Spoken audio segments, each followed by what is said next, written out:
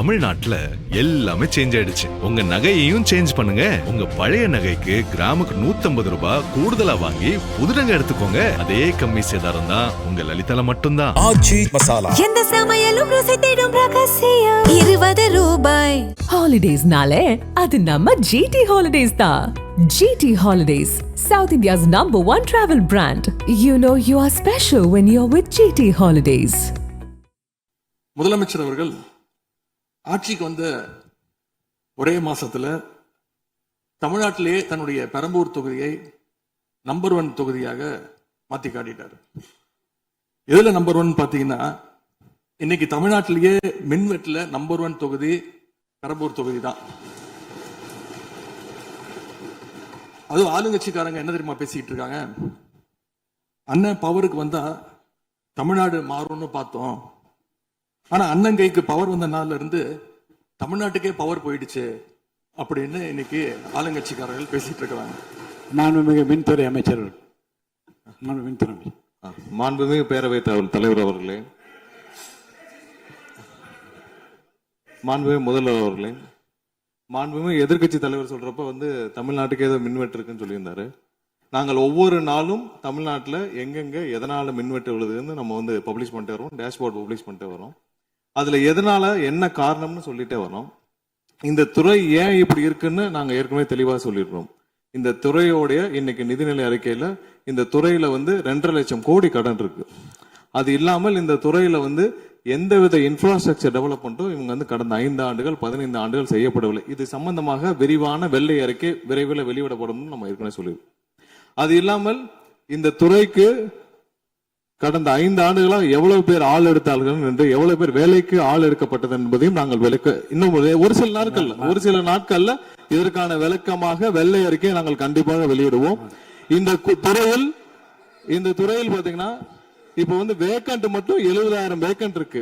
இது எல்லாம் சீரமைத்து இந்த ஒரு வாரமாக 10 நாட்களாக மொத்தம் 125 குழுக்கள் அமைக்கப்பட்டிருக்கு. இந்த துறையில நம்ம எதனால இந்த மின்வெட்டுகளை சரி செய்ய 125 குழுக்கள் அமைக்கப்பட்டு 500 பேர் வெளியிலிருந்து கான்ட்ராக்ட்லாம் எடுக்கப்பட்டு எங்கெங்கெல்லாம் மின்வெட்டுகள் இருக்கோ அது சரி செய்யப்பட்டிருக்கு. கடந்த ஒரு வாரமா நீங்க பார்த்திருப்பீங்க, ஒவ்வொரு நாளும் எதனால் மின்சாரம் தட்டுப்படுதுன்னு சொல்லி பப்ளிஷ் பண்ணிட்டே இருக்கோம்.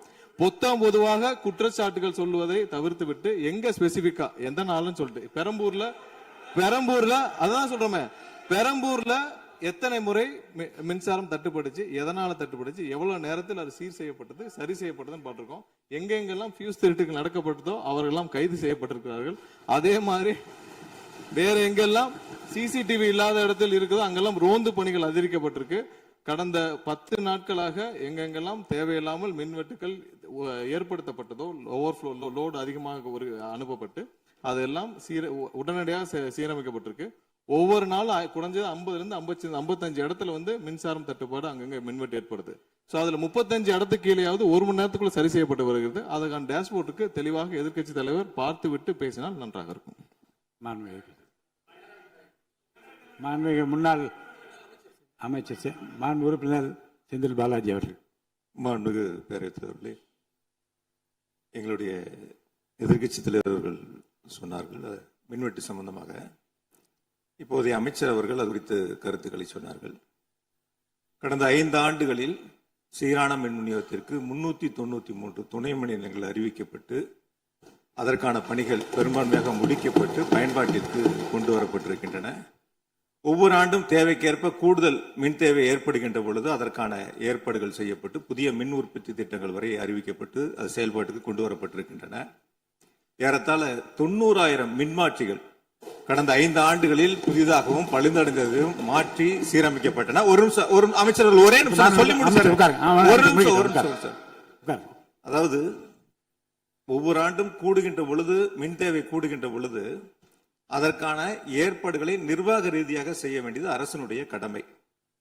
ஒரு அரசு பொறுப்பேற்ற பிறகு முதல் முறையாக அந்த அரசினுடைய துறையினுடைய உயர் அதிகாரிகளை அழைத்து ஆய்வுக் கூட்டங்களை நடத்தி என்னென்ன குறைபாடுகள் இருக்கின்றன, அதை எப்படி நிவர்த்தி செய்யலாம் என்பது களையெடுக்க வேண்டியது அரசினுடைய கடமை, துறையினுடைய கடமை.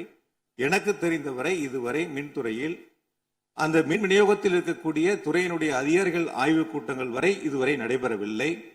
அதைத்தான் அங்கிருக்கு பணியாற்றக்கூடியவர்கள் சொல்கின்றார்கள்.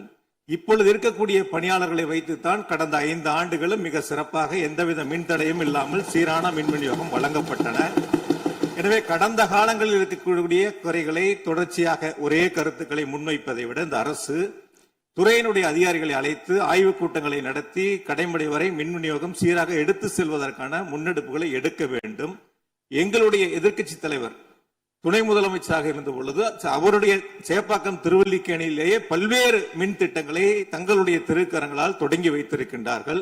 அது அனைத்து தொகுதியிலும் அனைத்து மின் திட்டங்களும் சிறப்பாக கடந்த 5 ஆண்டுகளில் நிறைவேற்றப்பட்டிருக்கின்றன. அதையும் நீங்கள் எடுத்து பார்த்து இனி என்னத்தை நீங்க உங்களுடைய பத்திரிகை செய்தியிலேயே கொடுத்திருக்கிறீங்க. 100க்கும் மேற்பட்ட துணை மின் நிலையங்கள் 10,000 கோடியில் பணிகள் தற்பொழுது நடைபெற்று வருகின்றன என்று உங்களுடைய பத்திரிகை செய்தியில இருக்கு. அப்ப இதெல்லாம் கடந்த காலங்களில் தொடங்கப்பட்ட திட்டங்கள். நீங்க எதையும் தொடங்கலன்னு பொத்தாம் பொதுவா சொல்வதை விட்டுவிட்டு என்னென்ன கூடுதலாக நாம் எடுத்துக்கொள்ள வேண்டும் என்பதை கவனத்திலே இந்த அரசு கொள்ள வேண்டும். மாண்புமிகு பேரவைத் தலைவர் அவர்களே, மாண்புமிகு உறுப்பினர் மாண்புமிகு உறுப்பினர் சொன்னப்ப சொன்னாரு அறிவிப்புகள் நிறைய செஞ்சிருக்கோம்னு. கடந்த ஆட்சியில் அறிவிப்புகள் மட்டும்தான் செஞ்சிருக்காங்க, எதையும் செயல்படுத்தவில்லை. அது இல்லாமல் அவர் சொல்லியிருக்கிறார் நாங்கள் அது சம்பந்தமாக வெள்ளை அறிக்கை 2 நாள்ல வெளியிடுவோம். நீங்க அமைதியா இருக்கலாம், 2 நாள் அது சம்பந்தம் வெளியிடுவோம். அது இல்லாமல் 90,000 டிரான்ஸ்பார்மர் வாங்கியதாக சொல்லியிருக்கிறார். அதில் 44,000 டிரான்ஸ்பார்மர் வாங்கியதற்கான சிபிஐ வழக்கு பதிவு செய்துள்ளது. அதுல அவங்க வாங்கின லட்சணம், எந்த லட்சணத்தில் அந்த டிரான்ஸ்பார்மர் வாங்கப்பட்டது அப்படின்னு தெரியும். அது இல்லாமல் அதற்கு முன்னால் இருந்த மின்சாரத்துறை அமைச்சர் அங்கே அமைதியாக உட்கார்ந்து இருக்கிறார். முன்னால் இருந்த மின்சாரத்துறை அமைச்சர் அமைதியாக உட்கார்ந்து இருக்கிறார். இது தேவையற்ற விவாதத்தை எழுப்ப வேண்டாம். 2 நாட்கள்ல வெள்ளை அறிக்கை வெளியிடப்படும். அதற்கப்புறம் மின்சாரத்துறை மானிய கோரிக்கை சம்பந்தமாக அடுத்து மின்சாரத்துறை மானிய கோரிக்கை வரும்பொழுது தெளிவாக பேசிக் கொள்ளலாம். ஏற்கனவே நீங்கள் செஞ்ச எல்லாமே எவ்வளவு தூரம் டிரான்ஸ்பார்மர் வாங்குனீங்க எல்லாமே சிபிஐல 3 வருடம் கடுமையான போராட்டத்திற்கு அப்புறம் சிபிஐல வழக்கு இருக்கு. எல்லாம் விரிவாக மின்சாரத்துறை மானிய கோரிக்கை பேசிக்கலாம். 2-3 நாட்களில் வெள்ளை அறிக்கை வெளியிடப்படும், அப்போது பேசிக் கொள்ளலாம். வழக்கு விசாரணை உள்ளதை பற்றி மாண்பு அமைச்சர் பேசியது நீக்கப்படுகிறது. லட்சணம் என்ற வார்த்தை நீக்கப்படுகிறது. மாண்பு எதிர்க்கட்சி தலைவர் அவர்கள் இனி குறுக்கீடுக்கு அனுமதி இல்லை. மாண்பு எதிர்க்கட்சி தலைவர் இன்னைக்கு அவங்க பேசி முடிக்கணும். மாண்பு எதிர்க்கட்சி தலைவர் சரி விடுங்க. என்ன சொல்லுங்க, சீர்கமா சொல்லுங்க. மாண்புமிகு பேரவைத் தலைவர் அவர்களே, மாண்புமிகு அமைச்சர் அவர்கள் கடந்த 15 ஆண்டுகளாக என்று ஒரு வார்த்தையை சொல்லியிருக்கிறார். கடந்த 15 ஆண்டுகளுக்கு முன்பாக மாண்புமிகு இதய தெய்வம் புரட்சி தலைவி அம்மா அவர்கள் தமிழகத்துடைய முதலமைச்சராக இருந்த பொழுது தமிழகத்தை மின் மிகை மாநிலமாக மாற்றி தமிழ்நாட்டிற்கு தேவையான மின் உற்பத்தியை விட அதிகமாக உற்பத்தி செய்து அண்டை மாநிலங்களான கேரளா, கர்நாடகா, ஆந்திரா போன்ற மாநிலங்களுக்கு மின்சாரத்தை விற்பனை செய்த மாநிலம் தமிழ்நாடு என்பதை இந்த அவையிலே பதிவு செய்கிறேன். எல்லாம் வெள்ளை அறிக்கை வருகிற போது எல்லாம் வெட்டு வெளிச்சம் ஆகிவிடும். அதுக்கப்புறம் பேசுங்க, நீங்க பேசுங்க. எதிர்க்கட்சி தலைவர் அவர்கள்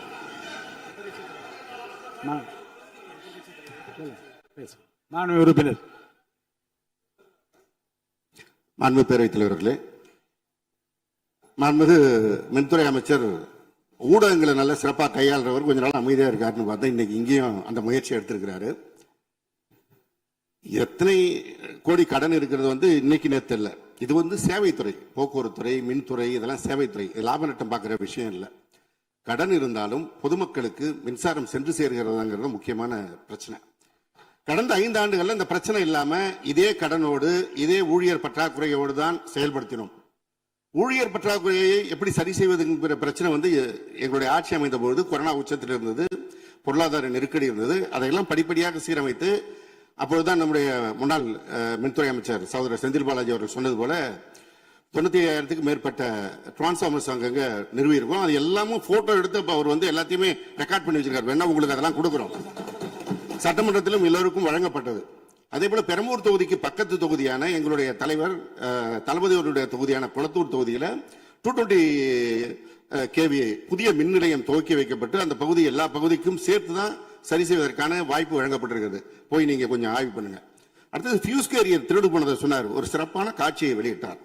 பகல் நேரத்தில் சிறப்பான வெயிலில் ஃபியூஸ் கேரியர் திருடப்படுகிறது.